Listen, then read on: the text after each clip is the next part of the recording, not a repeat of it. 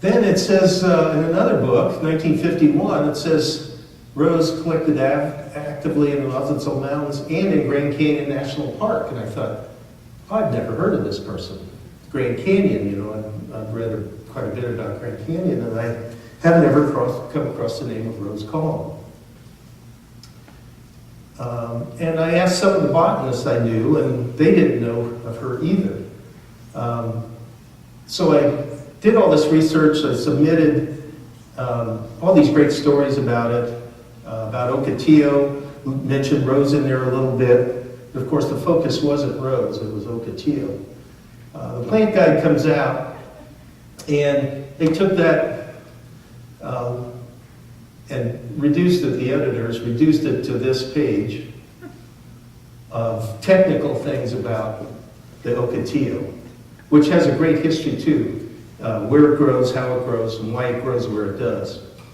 But all that material I sent them, all the great stories, they took out because that wasn't appropriate for a botany guide. So they left this blank space in there. And Lori McCarrick said, please don't hold the white space on Ocotillo against us. The second edition will fill it in. So I'd given them all the story, and they decided to put it in the Grand Canyon River Guide Boatman's Quarterly Review about the natural history of the plant. Mike Anderson, who has spoken here a couple of times, was with the Grand Canyon Association and also Grand Canyon National Park. In his book about the administrative history of Grand Canyon, mentions Rose being funded by the Grand Canyon Natural History Association as the park's first botanist. And that's really about all the written material I could find about Rose. So I started digging into things. And a little connection here with the Grand Canyon Association Canyon Views article about the champion cliff rose was at the junction of Eastern Drive. In that area was what Dave Thayer purported to be the world champion cliff rose there, that unfortunately is not there anymore. There was a fire, control bird got out, and either they cut it down for fire control or it burned down. But it turned out to be the world champion. The world champion is still at Grand Canyon National Park. It's on the western drive towards Hermit's Rest. So I thought, well, here's this little known, of course he puts a question mark here, because at the time he wrote the article, he didn't know whether it was a champion or not.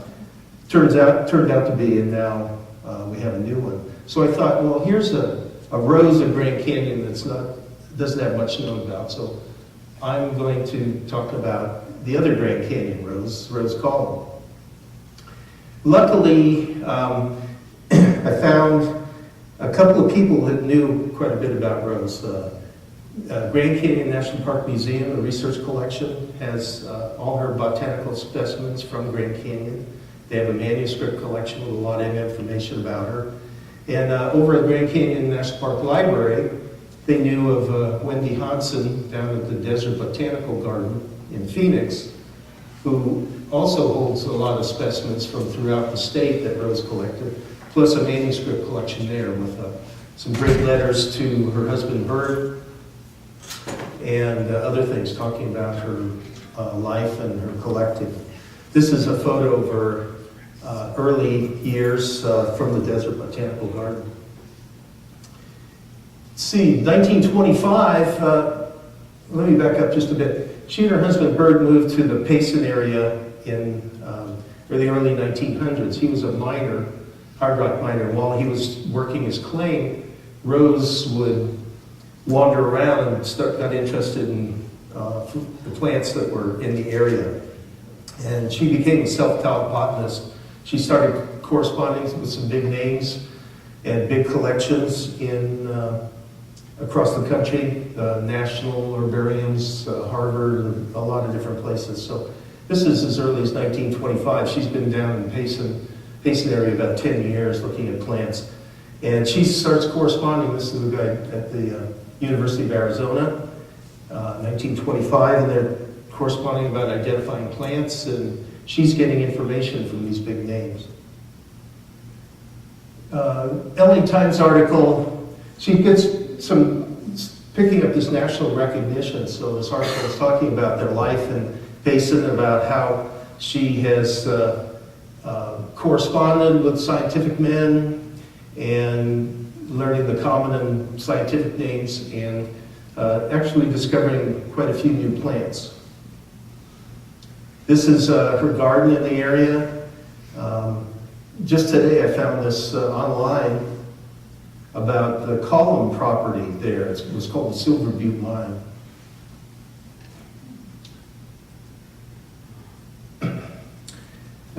Moving into the 30s, she was from Georgia originally, and so one of the plants she discovers, she sent back to Georgia to include in their collection there. So the spelling, the Latin varies a little bit as they change the spelling nomenclature over the years.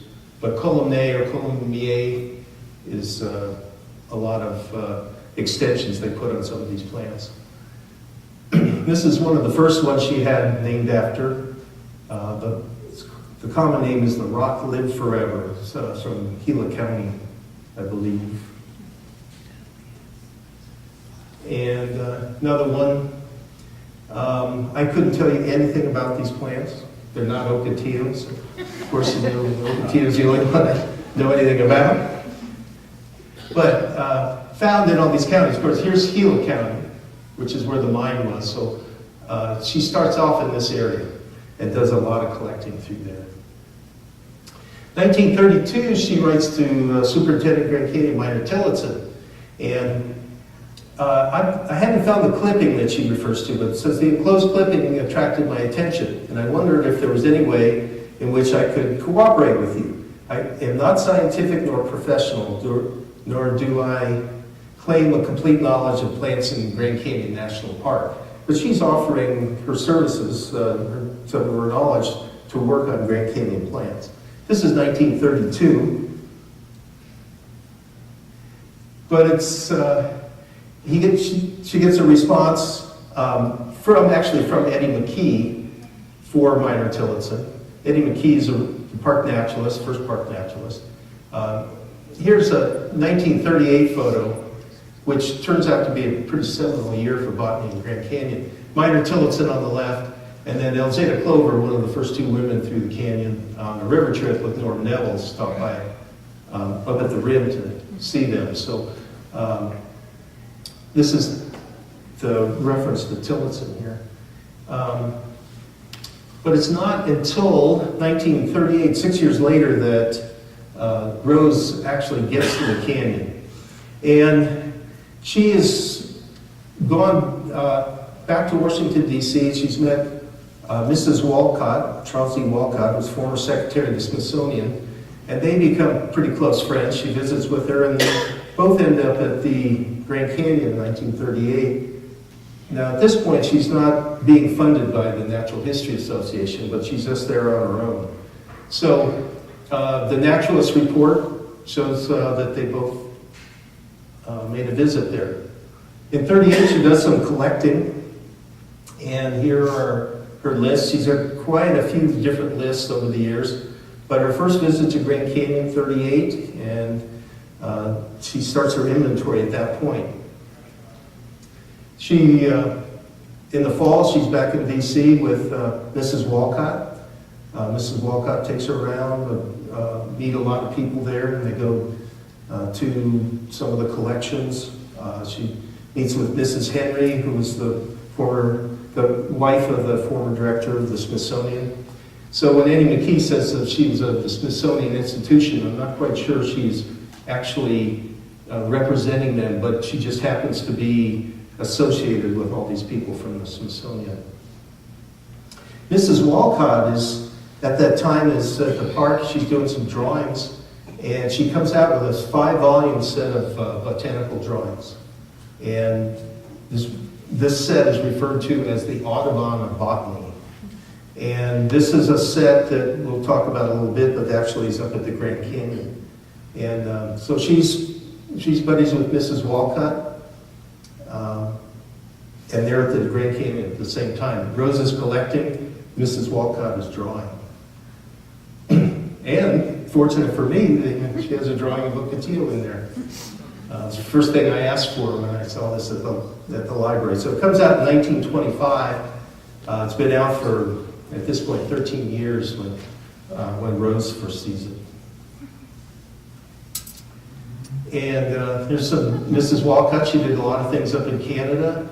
Her husband, Charles Walcott. This is not a very good image I bootlegged off the internet, but it's great because she's got probably a Kodak camera, and she's taking some flower pictures there. This little mini tripod. Some of the park naturalist reports and superintendent's reports up at the park are great stuff. It would be wonderful to have these online. But a lot of them are carbon copies. Really hard to deal with. They're all bound. But this is 39, spring of 39.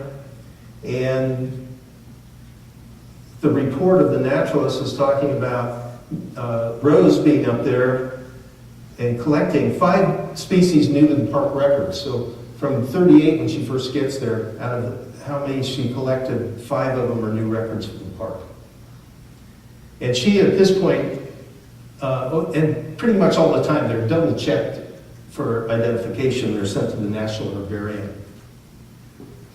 Sandy McKee, the naturalist, and he had met and corresponded with Rose the previous year when she was looking for a job. And he says they don't have any government money. Of course, this is the end of the Depression, so money's tough. But he says it might be possible to obtain some funding through the Grand Canyon Natural History Association. And actually, there is a grant of a modest sum to assist in herbarium and field expenses. Oh, there we are, blown up. Sometimes I forget what I've got in here. I start reading the little print, and then the next slide I have it blown up. But GCMHA, the original Grand Canyon Association, is funding Rose on a part-time basis. She was never there all year, but sometimes she would be at the canyon 4 different times a year, sometimes in the winter, not always just spring when plants are blooming, but she will go down to Phantom Ranch, she'll go up to the North Rim, she went to the East Rim a little bit, out towards Desert View, not too much in the west though, but she did some of the inner canyon trails along the Tana. And this is in the response. Someone had recently made a suggestion to her and said, why don't you collect in the Grand Canyon area? The Kaibab has been less prospected for plants than any other section of Arizona. As was intended, this intrigued me. So this is all very coincidental that other people are suggesting that now she extend her area up to Grand Canyon. Annie McKee's got some money from the Grand Canyon, from the Natural History Association. And so Rose is on her way with Grand Canyon. Just a report that says Rose is up there working on plants. This is a little thing that she wrote. I'm not sure if it ever got published, but it kind of reads as if she were going to submit it to some kind of a botanical journal. And she's talking about going up on the North Rim. And she talks about the canyon cliff rose that kind of got me started on comparing the roses. So, on the south rim of the canyon, cliff rose is abundant along the roadsides. Its light yellow blossoms are a light yellow and are fragrant. It blooms in spring, and after summer rains, it often blooms again. That's one thing it has in common with ocotillo. Ocotillo will also bloom a second time if it gets enough rain in the fall. It's great to see one of the Grand Canyon semester trips. We had huge thunderstorms in October down in the Lower Canyon, and driving up the Diamond Creek Road, all the ocotillo were blooming all the way up. Ocotillo holds a record for the number of times it will re-leaf. So when it rains, the leaves will come out again. When it dries up, they disappear, and it'll do that 4 or 5 times a year. Let's see, where are we now? 1940. Louis Schildbach is the naturalist.